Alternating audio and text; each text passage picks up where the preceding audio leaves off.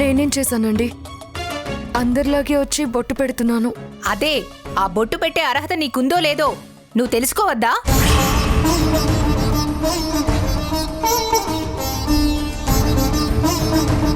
నీకింతకు ముందే ఒకసారి పెళ్ళై భర్త పోయాడు కదా.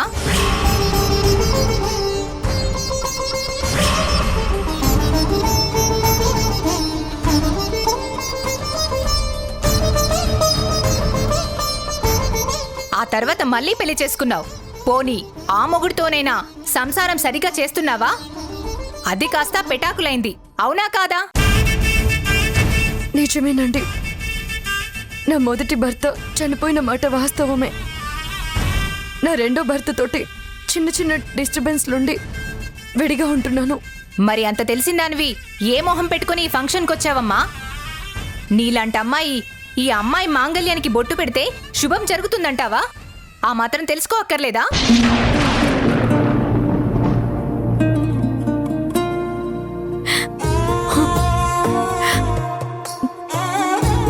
నన్ను క్షమించండి. ఏదో పిలిచారని వచ్చాను. వీళ్ళు పిలుస్తారమ్మా. ఏదో తెలియదు కాబట్టి నలుగురితో పాటు పిలిచారు. నీకైనా తెలియాలి కదా.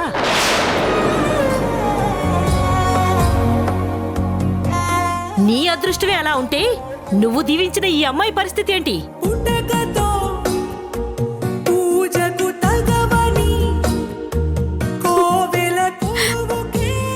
నన్ను క్షమించండి, తెలియక వచ్చాను. ఆ అందుకేనమ్మా, ఊరికే పిలవగానే ఎగేసుకుంటూ రాకూడదు. మనమేంటో, మన స్థాయి ఏంటో, మన పరిస్థితులేంటో తెలుసుకుని రావాలి.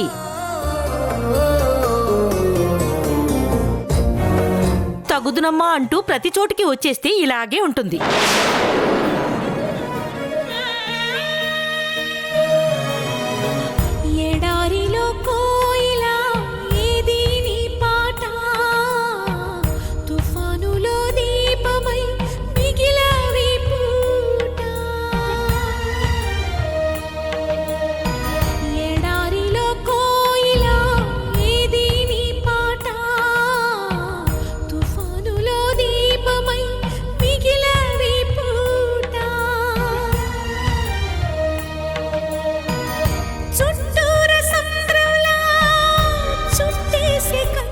ఏమైంది మేఘనా?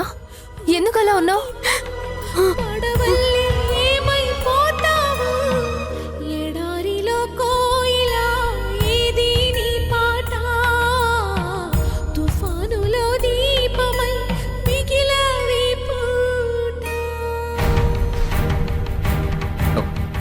ఏమైంది వదినా? ఏం జరిగింది?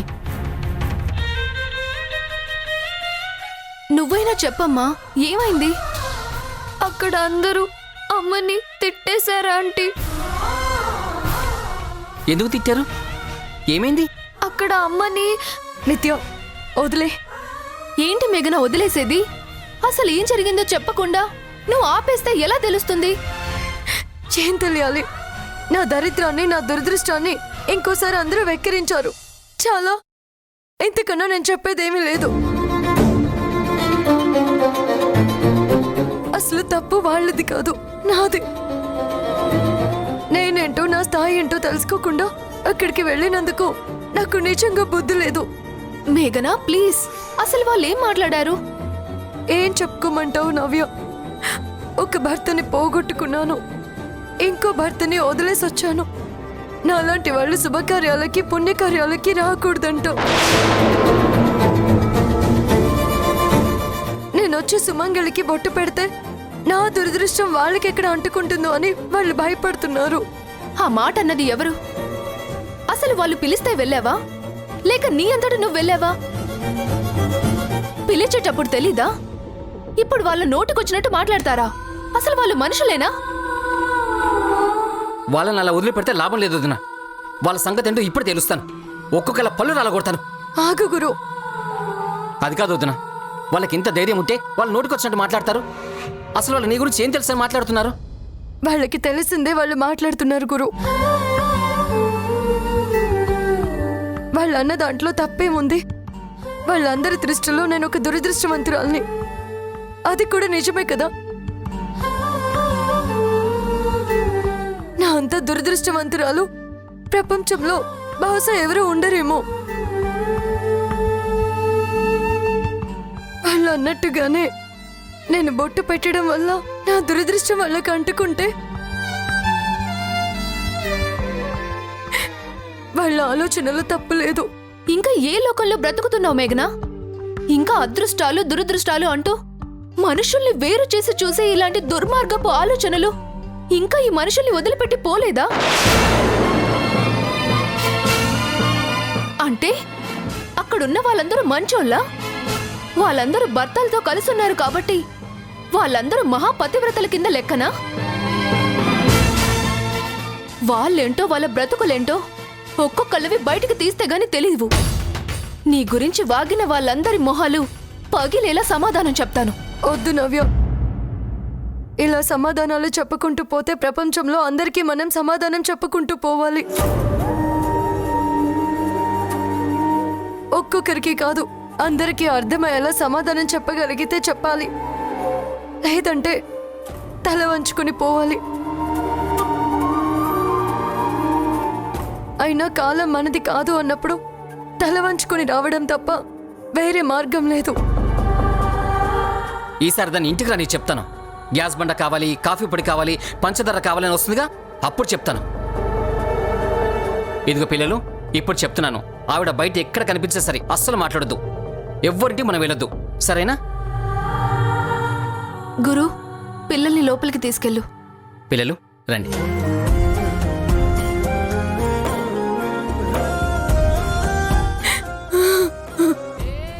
మేఘనా, నవ్య,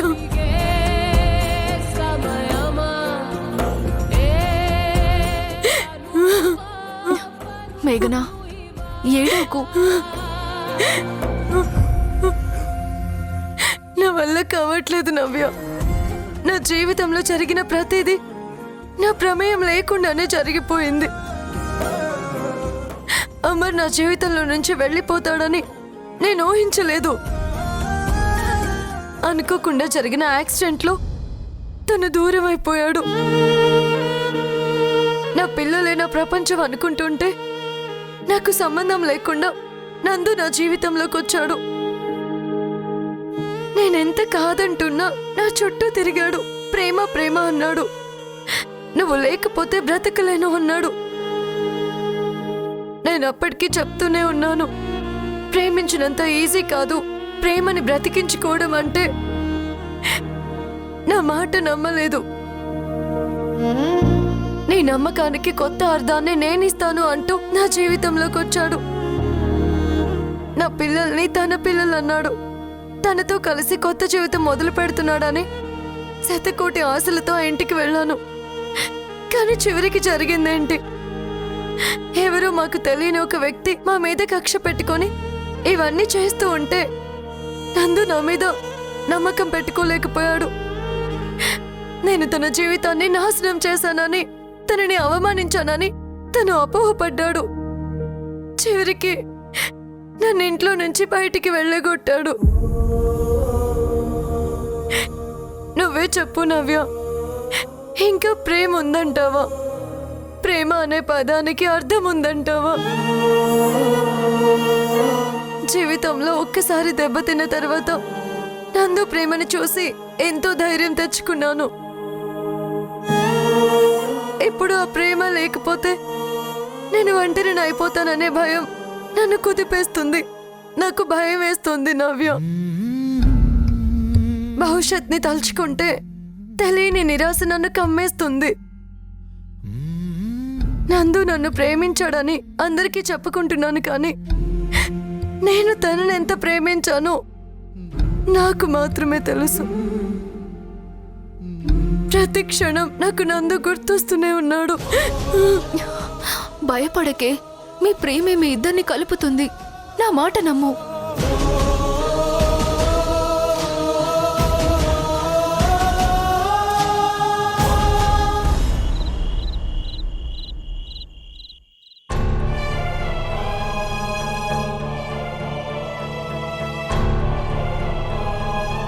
ఆ అమ్మాయి చెప్పిన దాన్ని మేఘన నమ్మడం. అమ్మాయి ఏదో తప్పించుకోవడానికి ఒక్క అబద్ధం చెప్పింది అనుకో, మేఘన మాత్రం ఎలా నమ్ముతుంది?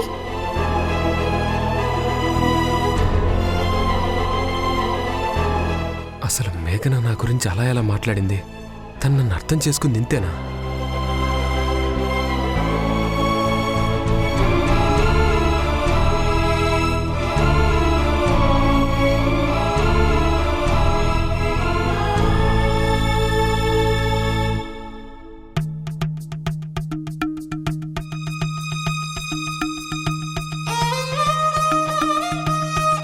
మరి ఈ ఉత్తరంలోనేమో ఇంత ప్రేమ వలకబోసింది, ఆరోహి దగ్గర అంత నీచంగా ఎలా మాట్లాడింది? తన నమ్మటం అసలు నా బుద్ధి తక్కువ. ఇది చేరువ కోరే తరుణం, ఇరు ఎదలలో మెల్లని చలనం, ఇక రాత్రులు ఇంకొక నరకం, వయసుల అతిశయం, ఇది కట్టిన నడిచే పరువం, నిత్య కలలతో తమ తమ రూపం, వెళుకోరును నిప్పుతో స్నేహం, దేవుని రహస్యము, లోకంలో తీయని భాష, హృదయంలో పలికే భాష, మెల్లమెల్లగా వినిపించే ఘోష. నందు, పాలు తాగు నాన్నా. అమ్మా, ఏంట్రా? ఒక్క నిమిషం ఇలా కూర్చోమ్మా.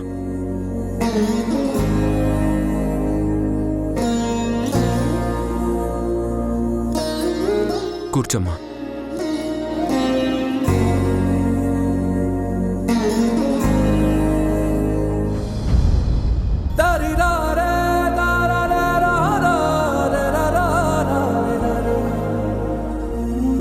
ఏమైంది నందు? ఏం ఆలోచిస్తున్నావు? అమ్మా, నాకొక విషయం చెప్తావా? ఒక మనిషి మీద అభిప్రాయం ఎప్పుడు ఒకేలా ఉంటుందా? పరిస్థితులను బట్టి మారుతూ ఉంటుందా? దేని గురించి నన్ను అడుగుతున్నావు?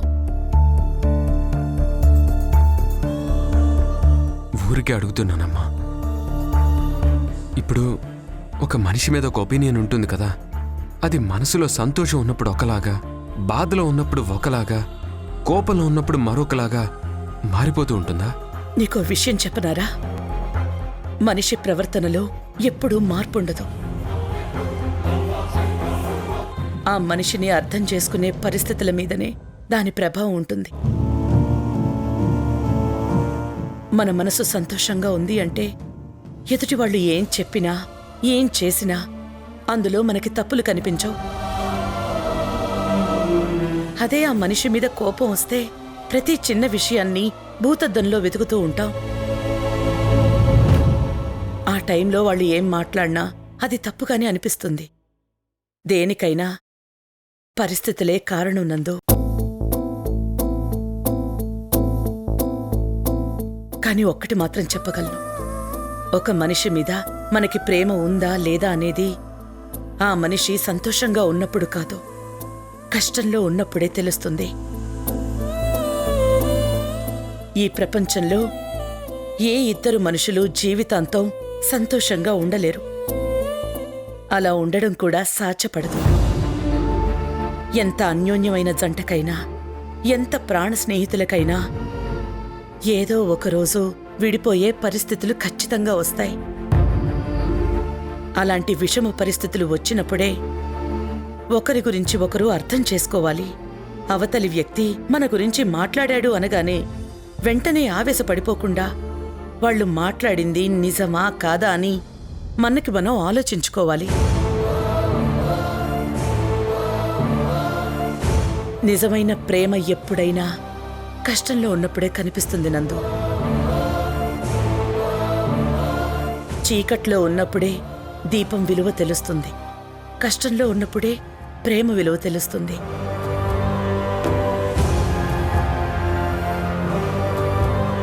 మనం చేసిన మంచి పనులన్నీ మర్చిపోయి సందర్భాన్ని బట్టి ఒక మనిషి మీద అభిప్రాయం మార్చుకుంటే దాన్ని ప్రేమ అనరు. అలాంటి ప్రేమ ఎప్పటికీ నిజం కాదు.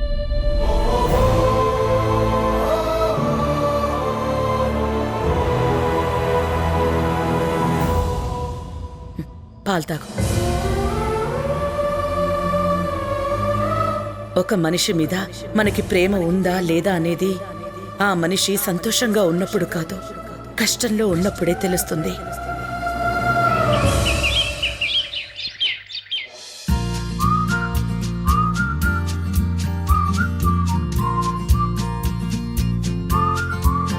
పిల్లలు, మీరు టిఫిన్ సరిగ్గా తినలేదు కదా, ఇక్కడ టిఫిన్ తిని ఆ తర్వాత స్కూల్కి వెళ్దాం, సరేనా? రండి రండి, కూర్చోండి కూర్చోండి. ఏం కావాలో చెప్పండి. ఇడ్లీ, దోశ, పూరి, ఊతప్పం ఏం కావాలో చెప్పండి, బిన్నె పోయి తీసుకొస్తాను. అంటే మీరు ఏది అడిగితే అది వెంటనే తెచ్చి పెడతాను అంటున్నాడు. ఆ, ఆ, ఏ ఊరి మీది? ఊరు చెప్తే గానీ ఆర్డర్ చెప్పరా ఏంది? సర్లే, చెప్పడం ఇష్టం లేకపోతే మాకెందుకులే కానీ పిల్లలకి ఇడ్లీ తీసుకొచ్చేవు. అదే అట్టన్నారు బాగుండదే. ఏంది పిల్లలు, మామూలు ఇడ్లీ ఇమ్మంటారా, నెయ్యితో కలిపి ఇడ్లీ ఇమ్మంటారా? ఇడ్లీ వద్దు, నాకు అక్కకి మసాలా దోశ కావాలి. సరే సరే బాబాయ్, 2 ప్లేట్ మసాలా దోశ. అబ్బే మరి నీకేం కావాలా? నాకేం వద్దులే. ఏందప్పా ఇది, పిల్లలతో వచ్చినావు, నువ్వు తినకపోతే ఎట్టా? నువ్వు తింటేనే కదా పిల్లలు తినేది. ఇదిగో బాబాయ్, ఇంకో మసాలా దోశ వేసుకో, 3. వద్దండి, వద్దని చెప్తున్నాను కదా. నువ్వు అట్నే అంటావు గానే, నువ్వు గమ్మునుండప్పా. బాబాయ్ 3 ప్లేట్లు తీసుకురా. నువ్వు మామూలుడు కాదయ్యా. ఆ, అవును, ఇక్కడ కొత్తగా వచ్చావు నువ్వు, నేనెప్పుడు చూడలేదే. యో, నువ్వీడి కొత్తగా వచ్చినట్టుండవా, నేనెప్పుడు నుంచో ఈడే ఉంటున్నా. ఈ మధ్య నేను చాలా దినాలు ఊళ్ళో లేనులే, అప్పుడు నువ్వు వచ్చినట్టుండవా. నేను ఈయనే ఉంటా. ఇదిగో ఈ బండి ఎప్పుడు నుంచో నడుపుతా ఉండా, అర్థమైనదా? అవునులే, నేనే కొత్తగా వచ్చాను. పిల్లలు ఏం చదువుతా ఉండారు? నేను 5th క్లాస్. నేను 2nd క్లాస్. ఇదిగో మీ ఇద్దరికి ఒక లెక్క ఇస్తా, ఆ లెక్క గనక కరెక్ట్ గా చేసినారనుకో, దోశలకి సగం డబ్బులే తీసుకుంటా, అర్థమైనదా? ఓ అయితే చెప్పు చెప్పు. ఇప్పుడు మీ అమ్మ నీకు 100 రూపాయల నోటు ఇచ్చినాదే, నువ్వు అంగడికి పోయి అందులో 50 రూపాయలు పెట్టి కూరగాయలు కొన్నావు. మళ్ళీ ఇంకో అంగడికి పోయి 10 రూపాయలు పెట్టి పెన్నులు కూడా కొన్నావు. ఇంకో అంగడికి పోయినాక పుస్తకం కొందామంటే నీ కాడ 10 రూపాయలు తక్కువైనాయి. అప్పుడు ఆ పుస్తకం రేటు ఎంత చెప్పున్నాడు చెప్పు? 50 రూపాయలు. అర్రే బిన్నె భలే చెప్పున్నావే. సరే మీ ఇద్దరికే హాఫ్ రేట్కే దోశలు ఇస్తాను పోండే. అంకుల్ అంకుల్, ఇంకో లెక్క అడగండి, నేను కరెక్ట్ గా చెప్తాను, అప్పుడు మొత్తం ఫ్రీగా ఇవ్వండి. ఓర్నే బుడ్డడా, నువ్వు మామూలుగా లేవే, నీ బుర్ర నిండా తెలివితేటలుండాయా? అట్నే మీ ఇద్దరికి మాత్రం టిఫిన్ అంతా ఫ్రీగా ఇస్తా పోండి, ఓకేనా?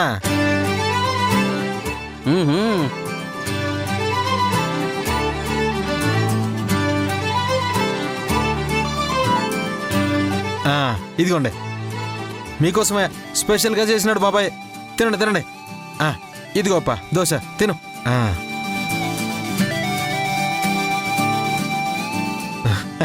అవునమ్మే, మీ నాయన ఏం చేస్తా ఉంటాడు?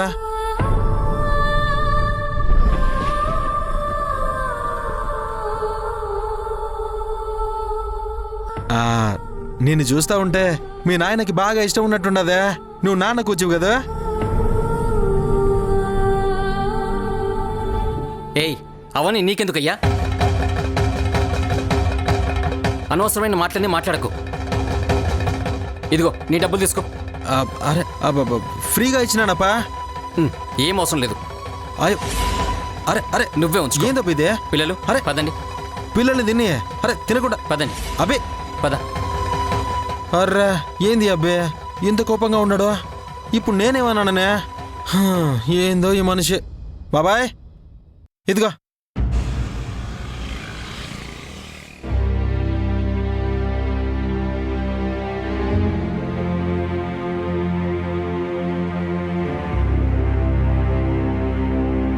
అమ్మాయి అమ్మాయి అమ్మాయి, నీ పేరేంటమ్మా? మేఘనా అండి. అవునా, నేను ఇక్కడే ఉంటాలే అమ్మా. నువ్వు నవ్యకి ఫ్రెండ్ కదా? అవునండి. మా నవ్య మీకు తెలుసా? ఎందుకు తెలియదమ్మా, చాలా బాగా తెలుసు. మేమిప్పటి నుంచో ఇక్కడే ఉంటున్నాం కదా. నిన్ను కూడా ఈ మధ్య చూశాను. నాకు తెలియకుండా ఈ కాలనీలోకి కొత్త మనిషి ఎవరొచ్చారబ్బా అనుకున్నాను. ఎప్పటి నుంచో అడుగుదామనుకుంటున్నాను, ఇప్పుడు కనిపించావు. నువ్వేం చేస్తావమ్మా? నేను రిపోర్టర్ నండి. ఓ, రిపోర్టర్ జాబా? అవును మీకు ఒక అమ్మాయి అబ్బాయి ఉన్నట్టున్నారు. ఆ, అవునండి. మరి మీ ఆయన?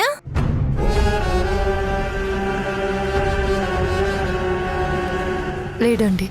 మొహం చూస్తే బొట్టు మంగళసూత్రం కనిపిస్తున్నాయి. లేడంటే ఎలా లేడమ్మా? అంటే వదిలేశాడా? అలాంటిదేం లేదండి. మా ఇద్దరి మధ్య ఒక చిన్న గొడవ. భార్యాభర్తలన్న తర్వాత గొడవలు రావడం సహజమే కదండి. కొద్ది రోజుల్లోనే మా ఆయన వచ్చి నన్ను పిల్లల్ని తీసుకువెళ్తారు. ఈ మగాళ్ళని నమ్మడానికి వీల్లేదమ్మా. ఎప్పుడు సందు దొరుకుతుందా భార్య పిల్లని వదిలేసి ఇంకోదాన్ని తగులుకుందామని ఆలోచిస్తూ ఉంటారు. ఎంతమందిని చూడట్లేదు? నా భర్త అలాంటి వ్యక్తి కాదండి. అలాంటి మనిషి కాకపోతే నిన్నెందుకు వదిలేశాడమ్మా? పరిస్థితులు, సందర్భాలు ఒక్కోసారి మనుషుల్ని విడదీస్తాయి. అవే పరిస్థితులు, అవే సందర్భాలు తిరిగి ఆ మనుషుల్ని కలుపుతాయి కూడా. మనం దేని గురించి నెగటివ్గా ఆలోచించకూడదండి. సరే, నేను వస్తానండి, పనుంది.